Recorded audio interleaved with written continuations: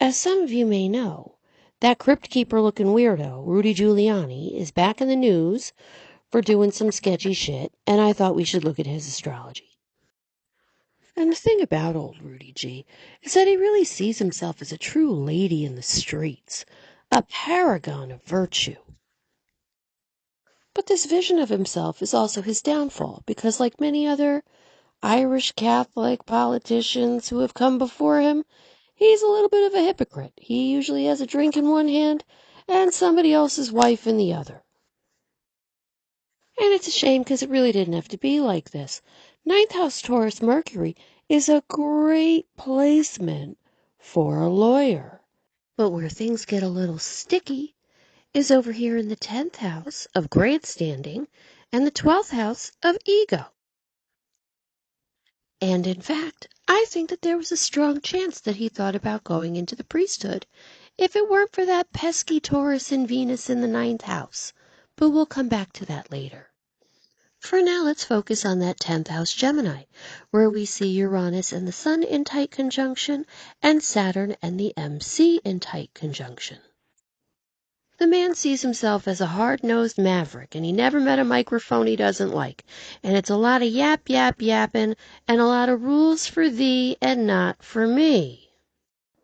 Now, normally, I would never call the 12th house the house of the ego, but that's a lot of Leo going on.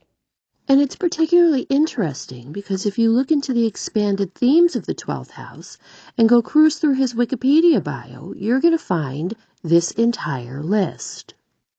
And everything that's happening there is really getting amplified because we have his moon in conjunction with Jupiter. And whenever you have Jupiter, you have a magnifying glass making everything bigger. As if that wasn't enough, his Mars and Pluto are all snuggled up too. And while I have no doubt it gave him a lot of energy to get all these things done, it can also be quite self-destructive. Put a pin in that while we hop over to his Venus. Now, I'm not saying that all Taurus Venuses are slutty, but his is in the 9th house, where knowledge goes to expand and where ideas go to wander. Particularly because that Mars, Pluto, and Venus are in sextile. In reality, all of his aspects are so tightly connected that it doesn't matter if they're harsh or harmonious because they're pumping up the volume on everything. The overall effect is to amplify the entire nature of this chart. It's interesting to me that the only unaspected item in his chart is his North Node, in Cancer in the 11th house, an unmoored buoy in a sea of his corruption. If he had latched onto that at any point, he could have done some real good with his chart. But I digress. Okay, let's wrap this up with a recap.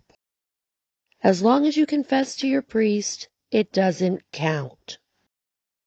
There is no such thing as the truth. There is only the law, and laws can be changed. Usually by the people with the most money, so go suck up to them. Oopsie. This man 100% smells his own farts. Metaphorically, possibly materially if you consider that Chiron first house Virgo. Sex is only fun if you make the baby Jesus cry. Alright, that's it for now. I'll probably do one on his transits for that mess in New Hampshire the other day. But for now, I don't want to think about this man anymore. And I gotta figure out how to fix the audio. So I'm gonna go. Alright? Bye.